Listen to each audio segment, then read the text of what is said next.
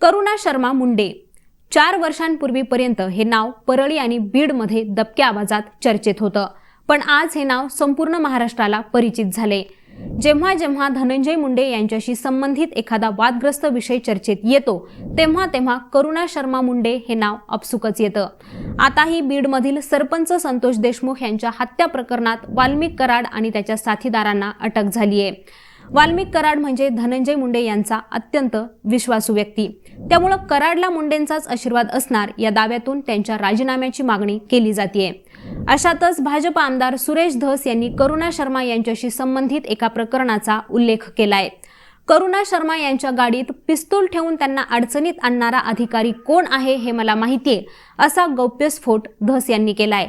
त्यामुळे संतोष देशमुख, महादेव मुंडे हत्या, भगीरथ बियाणी संशयास्पद आत्महत्या या प्रकरणानंतर आता करुणा शर्मांचंही प्रकरण चर्चेत आले।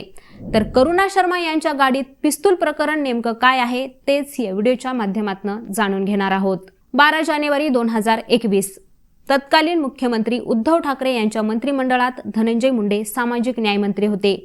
नवीन वर्षाच्या सुरुवातीलाच रेणू शर्मा या महिलेनं धनंजय मुंडेंवर बलात्काराचे आरोप केले। तसंच ओशिवारा पोलीस ठाण्यात तक्रारही दिली। या तक्रारीनंतर संपूर्ण राज्यात एकच खळबळ उडाली होती। अशातच धनंजय मुंडे यांनी एक फेसबुक पोस्ट करत करुणा शर्मा यांच्याशी असलेल्या संबंधांना जगजाहीर केलं। 2003 पासूनच परस्पर सहमतीनं संबंध असल्याची आणि 2 मुलं असल्याची त्यांनी कबुली दिली। रेणू शर्मा या करुणा शर्मा यांच्या बहीण आहेत।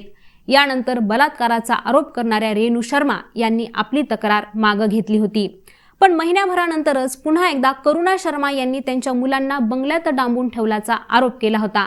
त्यामुळे 2 महिने हे प्रकरण चांगलंच गाजलं होतं।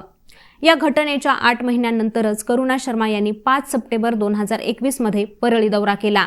या दौऱ्यात त्या वैद्यनाथ मंदिराच्या समोर दर्शनासाठी आल्या। त्याच वेळी त्यांची गाडी अडवून धक्काबुक्की करण्याचा प्रयत्न केला गेला। यानंतर खबरदारीची उपाययोजना म्हणून पोलीस प्रशासनानं त्यांना शहर पोलीस ठाण्यात आणलं। यावेळी त्यांच्या गाडीची झडती घेतली असता त्यामध्ये एक पिस्तूल आढळून आली होती। यानंतर पोलिसांनी त्यांना बेकायदा शस्त्र बाळगल्याप्रकरणी अटकही केली होती। तसंच वैद्यकीय तपासणीसाठीही नेण्यात आलं। त्यावेळी धनंजय मुंडेंनी जबरदस्ती आणि दबाव टाकून माझ्या गाडीत रिव्हॉल्वर टाकली, माझ्यावर खोटे गुन्हे दाखल केलेत, धनंजय मुंडेंनी जोर जबरदस्ती बळाचा वापर केलाय असा आरोप करुणा शर्मा यांनी केला होता। पण या घटनेनंतर काही वेळातच एक व्हिडिओ व्हायरल झाला। करुणा शर्मा गाडीतून वैद्यनाथ मंदिरासमोरून परत जात होत्या। त्यावेळी गाडीजवळ एक महिला आली।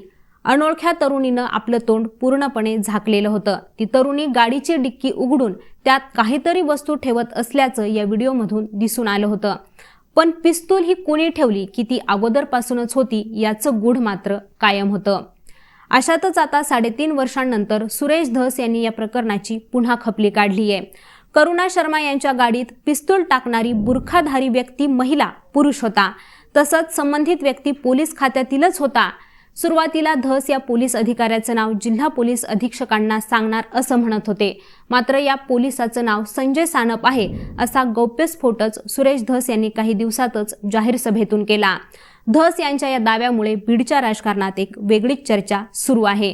पण आता खरंच करुणा शर्मा यांच्या गाडीत ती पिस्तूल अगोदरच पासून होती की बुरखाधारी महिलेनंच ती ठेवली होती की बुरखाधारी महिला म्हणजे संजय सानप होते, असे प्रश्न मात्र आजही अनुत्तरित आहेत। आता मंडळी, याबद्दल तुम्हाला काय वाटतं ते आम्हाला कमेंट करून नक्की सांगा आणि यांसारखीच विषयांची माहिती मिळवण्यासाठी लेट्सअप मराठीला सर्व सोशल मीडिया हँडलवरती फॉलो करायला विसरू नका आणि पाहत रहा लेट्सअप मराठी।